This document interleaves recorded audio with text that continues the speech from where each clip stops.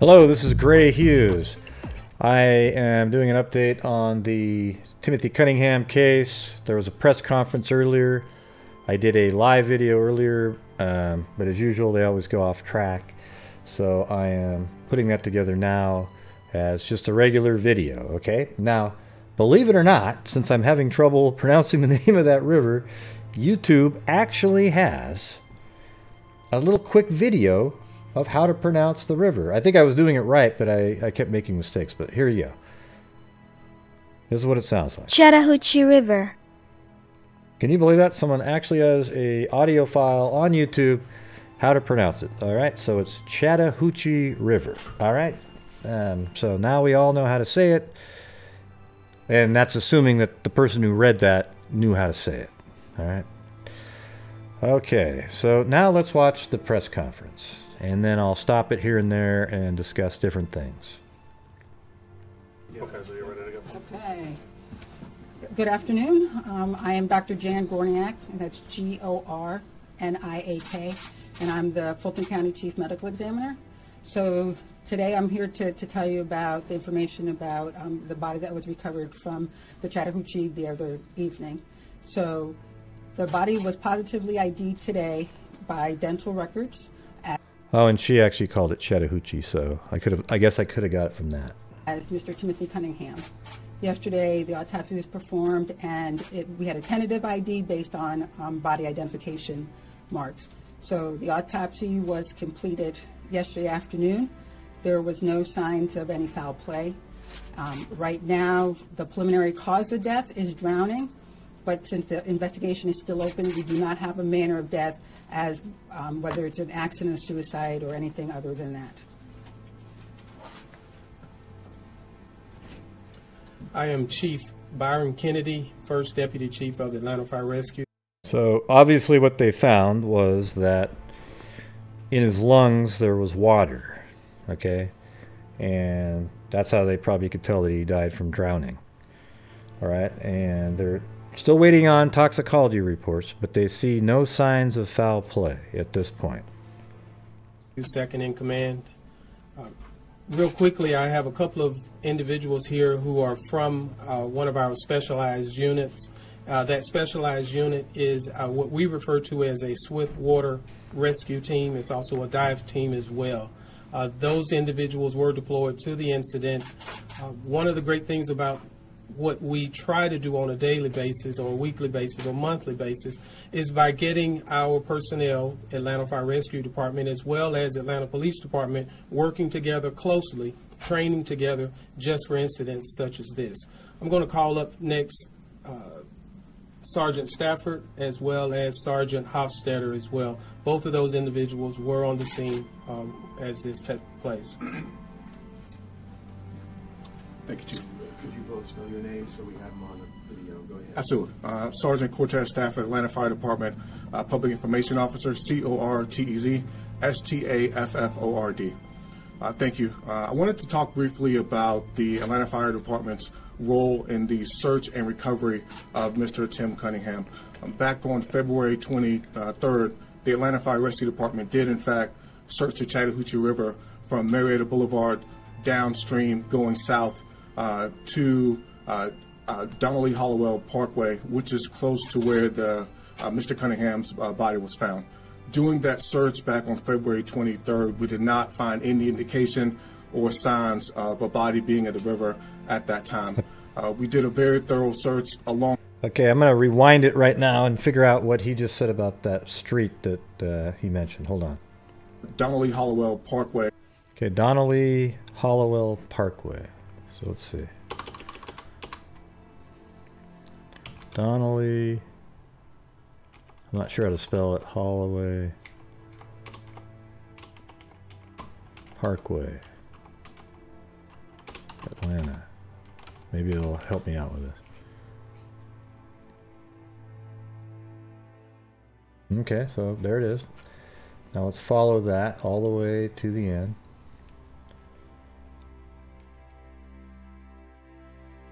Okay, so they did search all the way until the same bridge. This is where they found his body, right in this area. Okay, so let's hear how he worded that again. Fire Rescue Department did, in fact, search the Chattahoochee River from Marietta Boulevard downstream going south to Donnelly Hollowell Parkway, which is close to where the Mr. Cunningham's body was found. Okay, so we don't know right now where his body was actually found. So if they searched to here, and let's say they found him down here, well, then they wouldn't have gone far enough, right? Now, if he was found up in this area, because he was found on the west side, as you'll hear later in that press conference, the west side of the river, so he's found on the far bank, you know, somewhere in this area, I would say. Now, if he was found downstream from here, then they didn't search there. Okay, if he was found up here, then they did go search in the same area, but you got to imagine that his body would have, you know, probably sunk originally, and then it floats to the surface as decomposition happened. But my suspicion is that he drowned somewhere farther upstream and eventually floated down in that direction and sort of got lodged in a specific area, and then over time, you know, sort of settled in the mud and was surrounded by water. That's just my opinion, okay? So let's go back to the press conference. Doing that search back on February 23rd, we did not find any indication or signs of a body being in the river at that time. We did a very thorough search along the riverbanks, both sides of the riverbanks, upstream and downstream, and did not encounter any indication that we discovered a body there. This past Tuesday, Right, so they did a thorough search of the river banks, but and they probably looked to see if there was any footprints or anything leading to the water, and perhaps they didn't find any, because if he had fallen, let's say, accidentally or intentionally killing himself from one of those bridges, you know, him being a naval officer seems like he wouldn't drown unless he was unconscious while he was in the water. Something like that. So the toxicology reports might be interesting to actually look at. were called out to that same area along Donnelly Hollowell and the Chattahoochee River area for the recovery of a body, and did in fact recover a body from that scene. It was very difficult terrain, very difficult to access the location where Mr. Cunningham was found. It was in a remote area that's not easily accessible by walking trails, by vehicle, or by people just being around there. It was a very technical operation that involved us putting some boats in the water, identifying where the location of the body was, and also maintaining and preserving scene integrity so the Atlanta Police Department could do their job and make sure that the scene was preserved to preserve the investigation.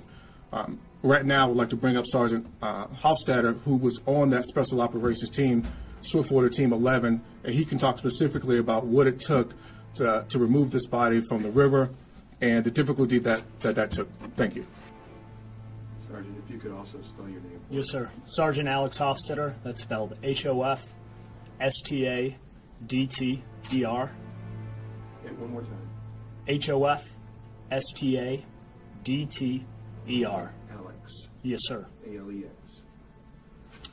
We were called out approximately 9:30 Tuesday evening for reports of a body found along the banks of a river. As Sergeant Stafford mentioned, we had some real operational challenges. Basically, the area was inaccessible through walking. We had to actually put in about 200 yards upstream. We had to also find a point to launch the boat, which was part of the struggle. There was no easy access to the area, so we deemed it best to deploy our rapid deployment craft, which was very maneuverable. It was the easiest way to get it into the water. And then we also had to deal with some of the challenges of the current and the conditions of the water. All of these made it extremely difficult to gain access to Mr. Cunningham. Do you have any further questions? Why aren't we focused on that area? We're going to let Major Connor speak Yeah. next. All right. We'll take questions at the end. So. Good afternoon, everyone. My name is Major Michael O'Connor. O'Connor is spelled O''C''Connor. I'm the Major Crimes Commander for the Atlanta Police Department. That includes our Homicide and Missing Persons Unit. I think as both the doctor and the fire department have indicated, we've located Dr. Timothy Cunningham. This is obviously a major step in the missing persons investigation now that he's been located. and it's likely going to draw mostly to a close the investigation. We do have some other issues that we need to take up, but at this point, we have no indication of foul play involving Dr. Cunningham. We're waiting on an ME's report to be finalized. As she said, she's still going through the information to try and determine, exactly we believe it's drowning, but we want to make sure there's no other indicators or other problems, and we need to see if there's a tox screen that comes back that may tell us something. But, we're waiting on some reports, but largely I want to emphasize that to this point, there's been no indicators of foul play. So that's kind of where we stand right now. I can take questions, but it's also ongoing. So things are fluid and things can change, and we could get some different information, and then we'll be putting out, it'll change the circumstances. But as it stands right now, as a point of emphasis, there's been no foul play indicated to this point where we are right now. Okay, so you see how there's absolutely no foul play, and they've interviewed tons and tons of people and looked into all kinds of different angles, and there's no foul play indicated at this point. All right? That is the relationship between his home and the river and where he might have gone in and that kind of thing? Or where are you with kind of a step-by-step scenario of what could have happened here? So the river's not that far from his home, although the exact distance I don't know. And we do know that he was a jogger, and he was wearing his favorite jogging shoes at the time. Okay, it's 0.55 miles from his home is how close the river is. I actually measured that. And if you notice what he just said, he was wearing jogging shoes. And that's one of the neighbors said they saw him jogging, but they weren't able to verify that. Okay, so now we have indications that he was jogging. Okay, he was wearing, or wearing his jogging outfit. He had his favorite jogging shoes on, and I'm not sure why they didn't mention what else he was wearing. Time that he was found. I can't tell you that he was jogging, but those things together seem to indicate that that's a possibility. What are your other factors in determining that this might not have any foul play? Well, it seems odd that right there he didn't mention that one of the neighbors said they saw him jogging. All right, because then that would give some that would back up what he just said, but instead he didn't say that. We've been conducting an investigation since the time that we were notified that the doctor was missing. And during the course of that investigation, we've interviewed employees of the CDC, we've interviewed friends, we've interviewed family members, we've tracked his last movements. We kind of know where we last found him somewhere on videotape. So, we've talked to a lot of people. We've looked at a lot of different factors. And so they actually did find him on videotape at some point, okay? We don't know where that was, though, but apparently they have found him on videotape. Through all of that, we have nothing that indicates foul play to that point. And are there jogging trails along the river that he might have been jogging on? Is that one of the things you're looking at, or can you tell us about that, how he might have accessed it? I don't think we're, barring some new information coming forward, and obviously we're checking, we'll check video, we'll check places we think he might have got access to the river. But barring new information coming forward, we may never be able to tell you how he got into the river. And because of that, the conspiracy theorists will go on forever, but I will move on to other cases peacefully, as I feel confident that at this point, now if there's something revealed in the toxicology report, or there's something else found in the autopsy that points to some nefarious act, I have no problem in delving into that too, okay? But at this point, there is zero evidence of anything nefarious happening to Dr. Timothy Cunningham. That's just all made up stuff by conspiratorial people, all right? So we're not sure where he got into the river at or at this point. So we just don't have those answers at this time. But from an investigator's standpoint, would he jog without his keys, without his wallet, without his ID, and that kind of thing? Well, I said initially that we found... See, but here's the thing. That's a question that you ask. I get those kind of questions all the time. How can he possibly answer that question? People do different things when they go jogging. Some people bring their whole wallet with them, have a little armband that has it all in. Some people just bring a key, like tucked into a pocket on a shoe or in their pants, or, not their pants, but their, a pocket that they have on their running gear. That's it. Okay? It's not weird at all that you don't take your credit cards when you go for a jog. All right, so he shouldn't even answer these questions, to be honest. Or at this point. So we just don't have those answers at this time. But from an investigator's standpoint, would he jog without his keys? What kind of a question is that? Would he jog without his keys? Well, I said initially that Who we knows? found it extremely unusual that he was missing any forms of personal identification as keys. We found that to be an unusual circumstance in a missing person's case, just kind of period. Right. Well, the thing is that's because at that time, they didn't know that perhaps he went jogging. Is it that weird now that that he might, likely was jogging with his jogging shoes on? A neighbor said he was jogging. Is it that weird now that he left that stuff in his house? Is it that weird? As to his personal habits, I can't say. If he didn't intend to purchase anything, maybe he didn't, need his wallet. I don't really know why he didn't have the things that he had in his pocket. I do know that we recovered. See, this guy just kind of rambles sometimes. It's like I'm doing, right? But the thing is if he went to go jogging, why would he need to take something to purchase something? You don't bring your credit card to go buy something when you go jogging. Like people go jogging for exercise. 3 crystals from one of his pockets, and he was an avid collector of these kind of crystals or rocks or rare stones, and 3 of them were located in a pocket in his clothing at the time that he was recovered. Okay, now here's the thing: is I actually looked up crystals. Okay, look, it says the only 7 crystals you need to boost your mood and plus live your best life, right? Okay, so all these different crystals have different sort of meaning. I mean, maybe he was spiritual and had the crystals in his pocket, like the clear quartz is the master healer, amethyst is the all-purpose stone, quartz is soothing and calming, so perhaps that's why he had these stones in his pocket. That is interesting. Apparently left with his jogging shoes on, and yet at the same time had crystals in his pocket. See, these kinds of things lead me to believe that he was ending his life, okay? He locked the door. Apparently, they didn't mention that they found a key on him or anything. But, he left and he has crystals in his pocket, and they find him dead on the side of a river, and he died from drowning. All right, so I'm going to go back to the video. I know some of you are saying, thank God, just play the video.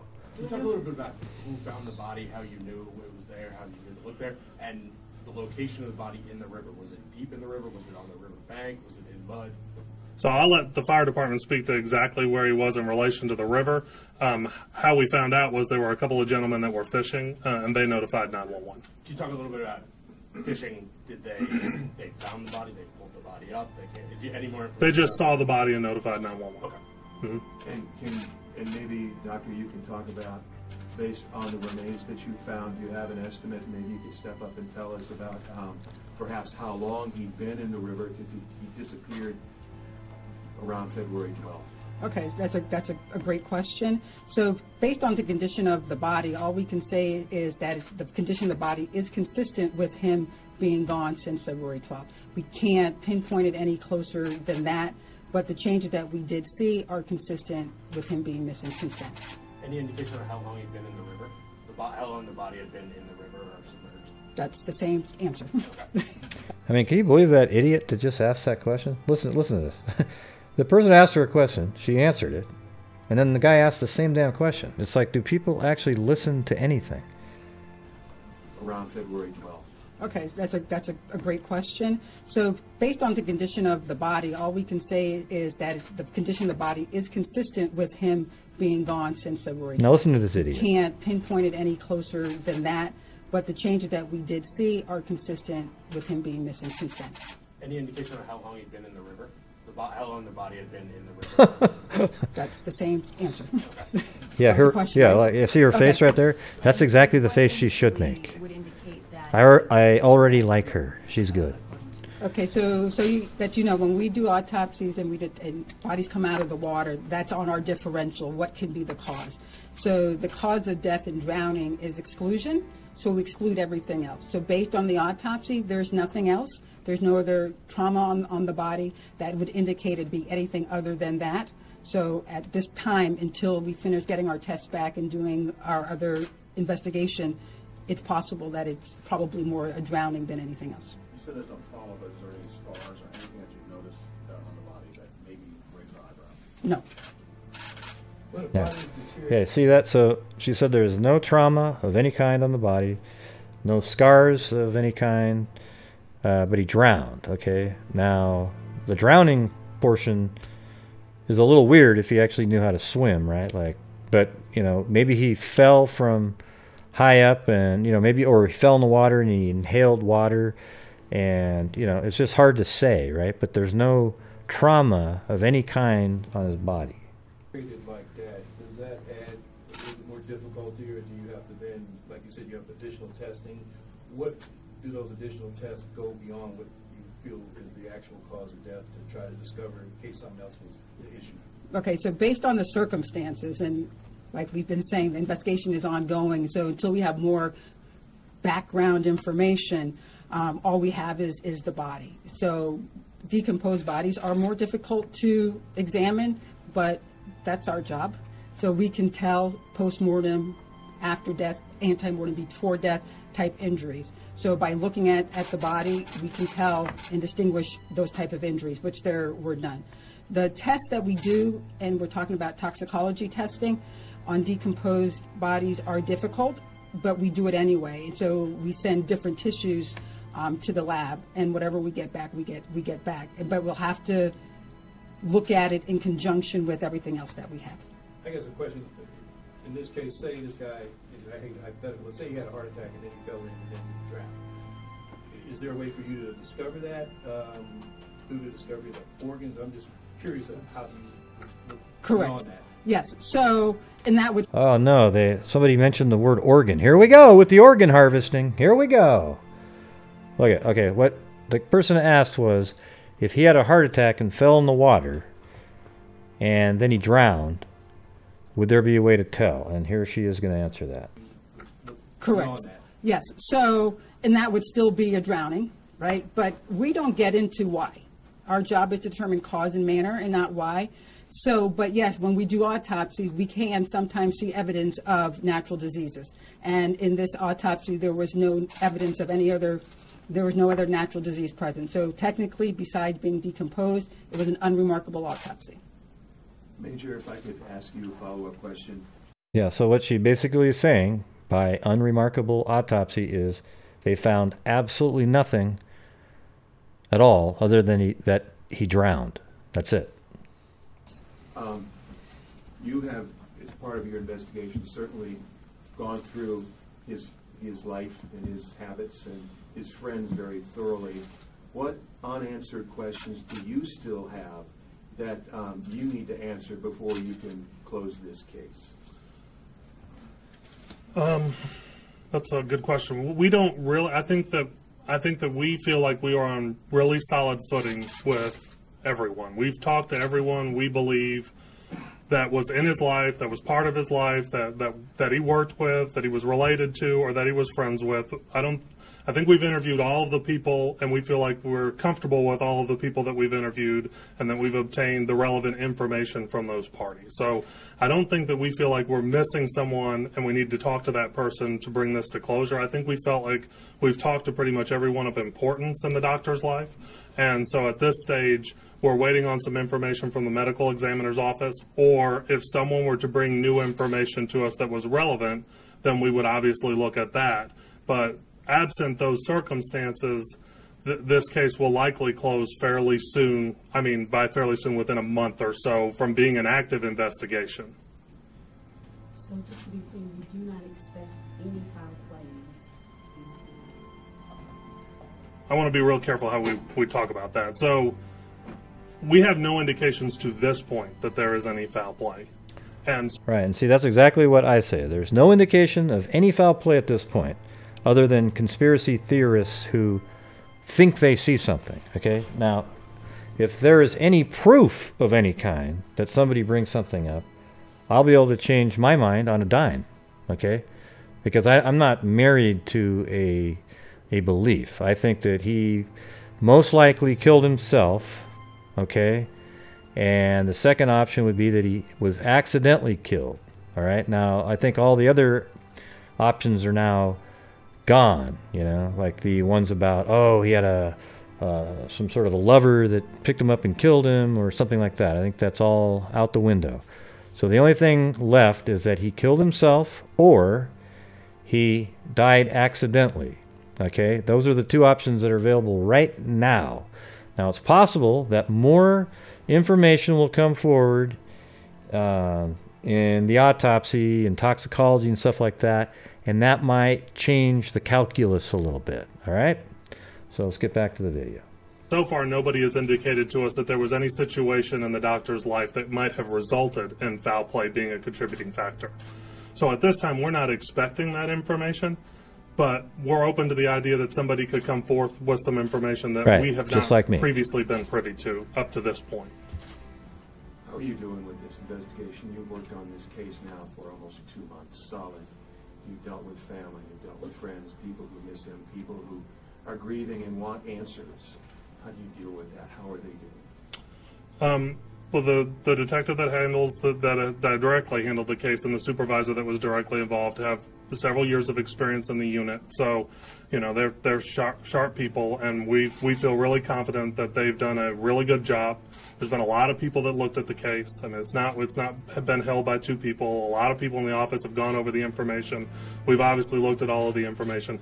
Both of them seem to be doing really well. So I don't have any concerns when it comes to the people that have handled the investigation. I think that we've really done a solid job with this case. But in terms from the family standpoint, it's got to be difficult news that you have to deliver one way or the other to them. Actually, unfortunately, the medical examiner's office was who delivered that news. Now, we have talked to the family since that time, and yes, like anyone who has lost an immediate family member, they are upset. For the fire, search, and rescue, can you talk a little bit about how the body was when you found it, where it was located? Was it fully submerged? Was it on the bank of the river? Any details? So the body was found along the bank of the river. I believe it was the western shore of the river going downstream. And it was found face up. It was stuck in a lot of mud as well. And it looks like it had been there in that position for a little while. I say a little while, meaning stuck in that position. And so what happened was when we do a search along the river, and we were called out to that scene, we couldn't just go in right there along the shore. It was along the shore, and we had access along the trail to get down there, but we could not access it from the bank to recover it safely so they can continue the investigation without disturbing the body as much. So the best point of action was to go further upstream, as Sergeant Hofstadter talked about, to put the body in a bag and move it further downstream, in which case we use one of our tower trucks and a rope system to then bring the body up to the bridge so we could recover it. So just to be clear, to say that the body might have been there the first time. So that's interesting. That means it was upstream from the bridge. So they must have, because hear what he just said. They had to move the body downstream and then lift it up on the bridge, which would be this bridge here, I would almost bet. Right? So that means the body was found here, so that initial search would have gone past the area where the body was found, okay? But like I said, the body could have been floating downstream and submerged, and then at some point came to the surface and then, you know, went near a bank and sort of settled there and then kind of settled into the mud, right? And it had been there for a while. All right, but yes, definitely. So now we know that the body was found in this area right here. Okay, and what did he say? Like 200 yards or so? Let's see what he said there.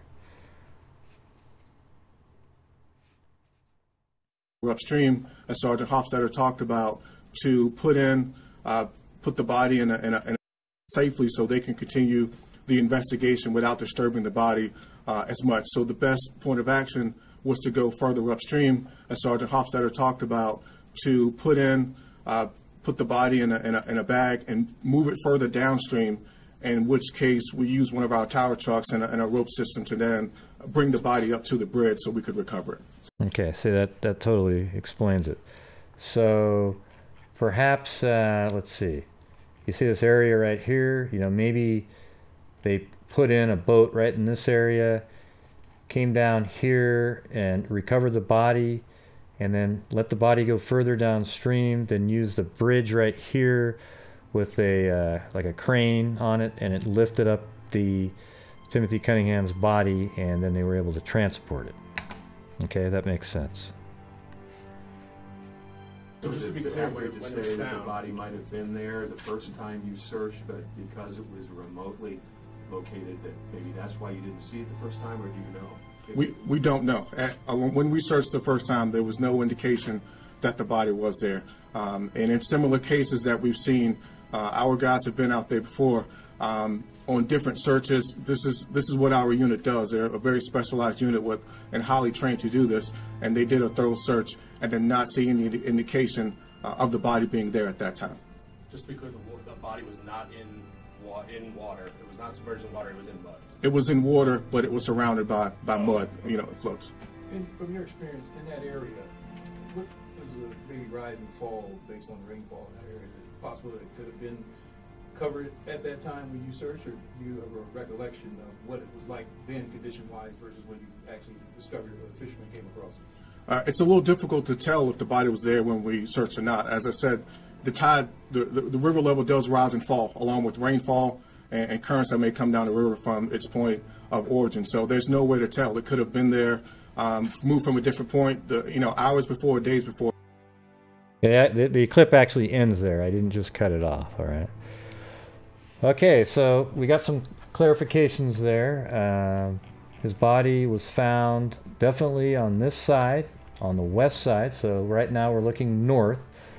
So the body would have been found on the west side of the river. Or this is north, so the west side would be, that side. And it was found on this side because they said they had to let the body go downstream and then lift it up on this bridge. So if you were going to kind of zoom in, kind of get a closer look at some of this river bank, you kind of see what they're talking about. See how it's muddy next to the bank there in these areas? So if his body, went downstream and eventually just kind of flowed into one of these bank areas and then got stuck, like maybe on a branch or something, it would just settle there. You see what I'm saying? Now, conspiracy theorists or whatever would say, well, maybe somebody put his body there later. Okay, but we already know that he drowned, right? So, no. So I guess a possibility, I have to throw it out there, is that somebody killed him by holding him down underwater, and he drowned, and maybe it was more than one person, and they just held him down, and there's no bruising or anything like that. So there's no damage to his body, and he was held down and he drowned, okay? So I'll have to give that an option, that is a possibility. I'm not going to say that that's not, and the reason I say it's possible is because, if he was a Navy commander, you'd think he'd be able to swim, but we don't know the circumstances of why he was in the water, okay? So that's the problem here. All right, we don't know why he was in the water. Did he fall in and then get stuck in the mud underneath the water, perhaps? We just have no clue. All right, and that's going to be something we're never going to get to know. So after the toxicology report comes out, and if the toxicology report has nothing in it that is, leads to a nefarious finding, then it's just time to let the case go, okay? Because you will never get an answer and that you're looking for. I believe that this was a suicide, okay? I believe an accident is also possible, but I believe the most likely scenario is a suicide. We've got the crystals in his shorts. He's wearing, or wherever they found it, they said in his pocket, so he did obviously still have clothes on. And he had his running shoes on, so maybe he had sweatpants on and the crystals were in the pockets, okay? And you kind of wonder, like, who goes jogging with crystals? Maybe he wasn't actually jogging, he just put those clothes on and left, right? And he knew he was going to kill himself, or he died accidentally. Those are the two most likely scenarios, okay? But I will say that it's possible that maybe some people held him down underwater and he floated downstream at some point. We just don't know, okay? Just like the frustration you can hear on the officer that was speaking, we just aren't going to probably ever get the answer as to why he was in the water, okay? So, again, we'll just show this one last time. He was found near the Atlanta Public Safety Annex, upstream from this bridge, so probably right in this area right here, it sounds like. They did mention something like 200 yards, so let's see how long 200 yards is. I'm going to do yards, so that's 486 yards right there. So this is a 200 yard line right there, so you can move that up and down. It kind of seems like, yeah, maybe right there they let in a boat, maybe his body was down in this area, then they floated the body downstream and then lifted up on a crane right there. All right, and one last look at his home was just right here. He's only 0.55 miles from the Chattahoochee River right there. So he had access early on, so he could have floated all the way down after he already was dead. We just don't know the answer to that question. My theory is that he, from his house, he walked this way, went up a ramp that's right here, got on this railroad track, came onto this bridge right here, and he jumped off. That's my theory, okay? And I think he died intentionally, that he killed himself. I will throw out the chance that it was an accident, or that a really small chance that somebody actually killed him by holding him down underwater. All right, and there's just no marks on his body. So there you go, everybody. There's the press conference. There's my take on it and my take on the case in general. And until next time, I will talk to you later.